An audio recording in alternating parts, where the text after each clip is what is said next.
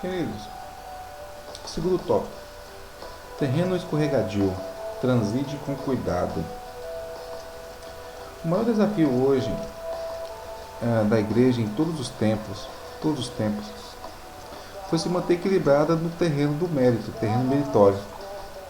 E a carta de Paulo aos Gálatas apresenta um conteúdo muito forte, no tocante ao mérito de Cristo em detrimento ou em comparação com o ser humano, com o mérito do ser humano. Quando fala muito forte, irmãos, é com comparação com a lei. Hoje em dia, é natural das igrejas hoje ter um repúdio do Antigo Testamento. Quando se fala então da lei, isso é muito mais sério ainda. Quando fala aqui dos 10 mandamentos, a pedra angular que rejeitar, queridos, é muito pior ainda. Então, quando Paulo trabalha isso, porque se Paulo não deixa isso passar em branco, passar e tal, como já disse, poderíamos hoje não ser um cristianismo, ser algum tipo de seita judaica. E Paulo não aceita isso, porque a suficiência da graça é maior. E quando ele trabalha isso, ele apresenta forte conteúdo em comparação com a lei e a graça. Tudo, queridos, tudo que vier para acrescentar a obra de Cristo no tocante à salvação do ser humano, isso tem que ser considerado maldito.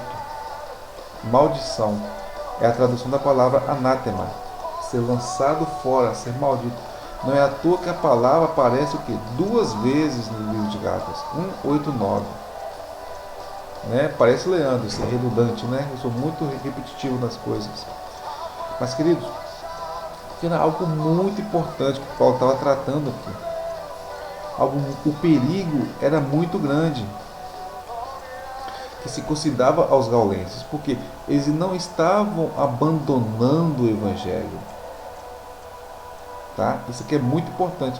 Mas ele estava permitindo que ele fosse complementado, adicionado algo na obra de Cristo. Em algo que foi dado por Deus, ele não precisa de remendos humanos. Isso é muito importante compreender hoje. Isso. E hoje nós vemos o que? Justamente o contrário.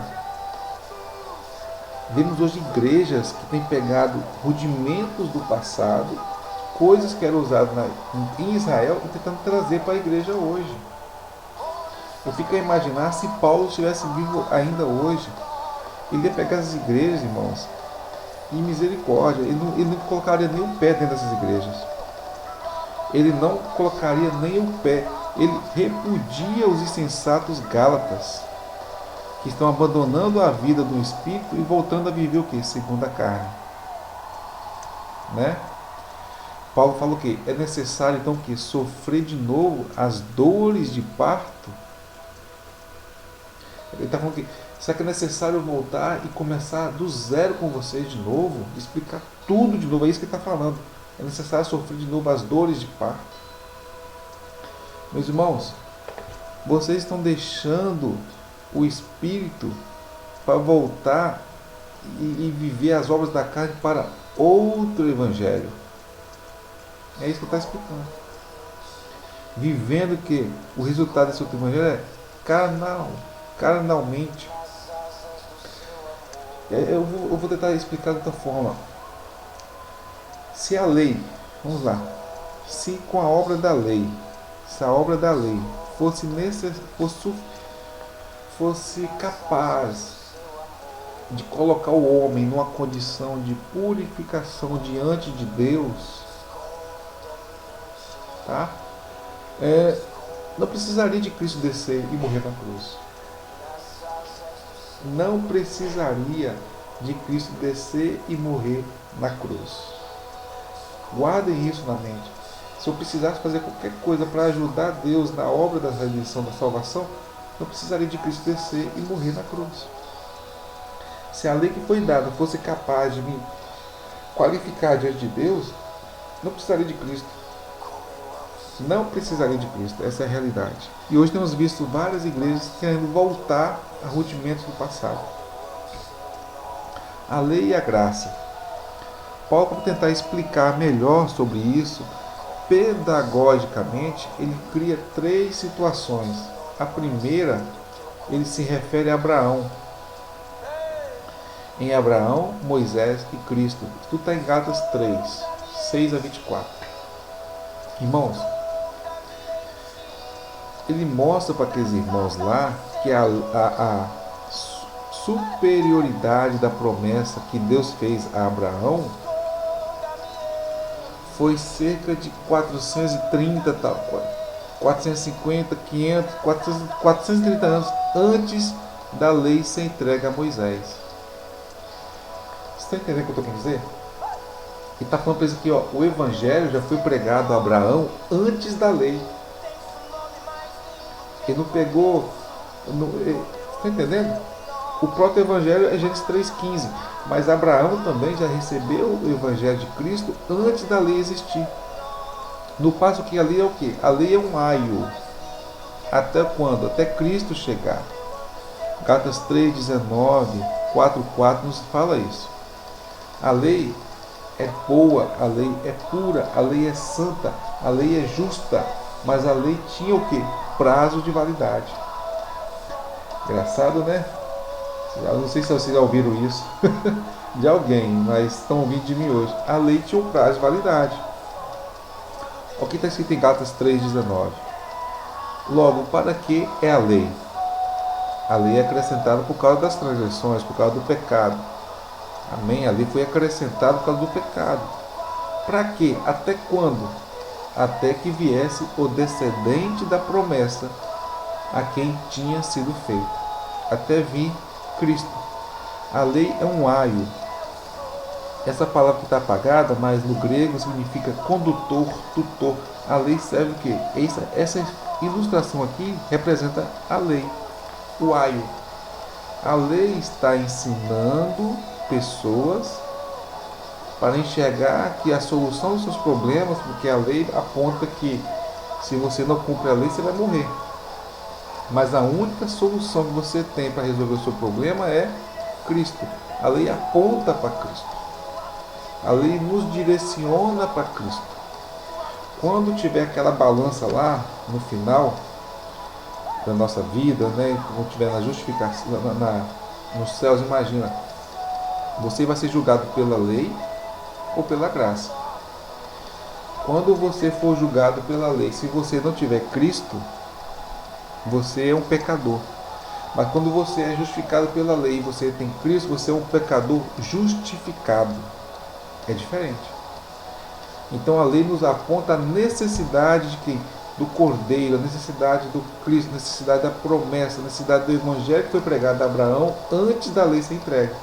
E essa é a primeira pedagogia, o primeiro sistema que Paulo usa para poder ensinar os gaulenses. A segunda forma que ele ensina é através do menor e o escravo. Se vocês abrirem Gálatas 4, de 1 a 7, vocês vão enxergar melhor. Eu vou só contextualizar. Paulo fala que quando o menino, mesmo sendo Senhor, ainda é menino, nada diferencia desse menino do servo, do escravo. Estão todos no mesmo patamar. Ainda que o menino seja senhor de tudo.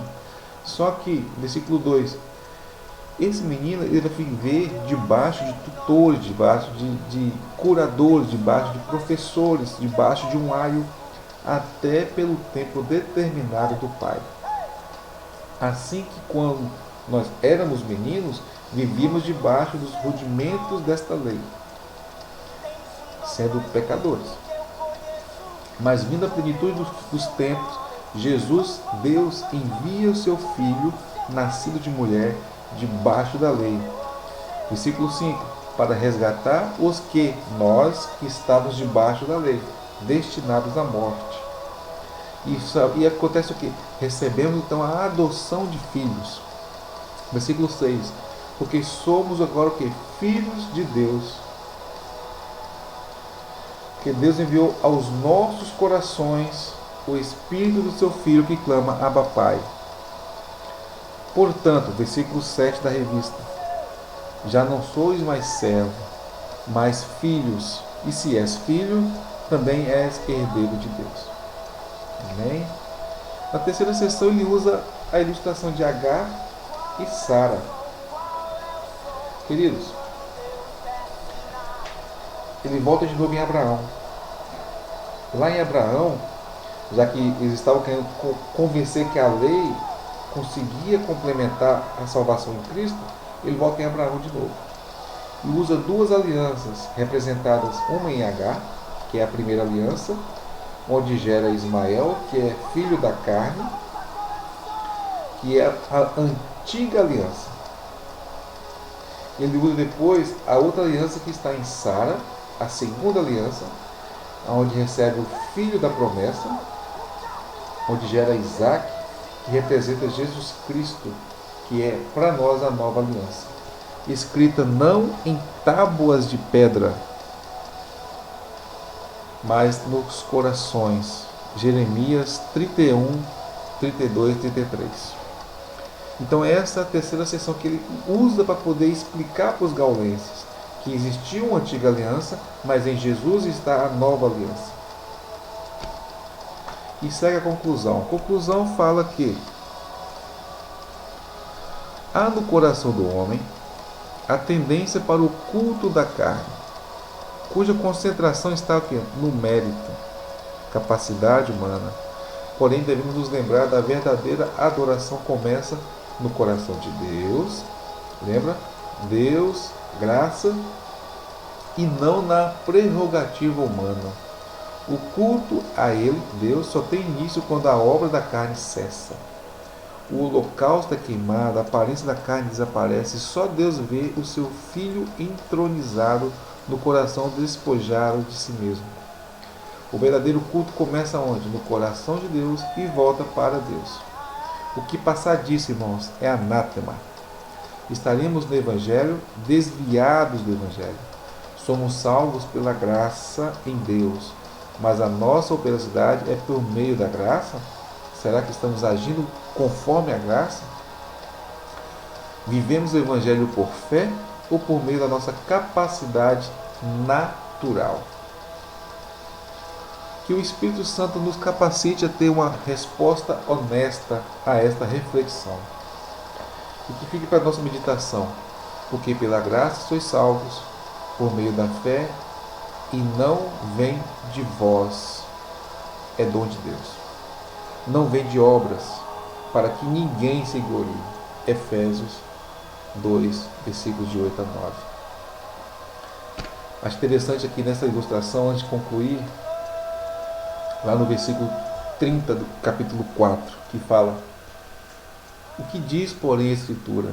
Lança fora a escrava e seu filho, lança fora a antiga aliança.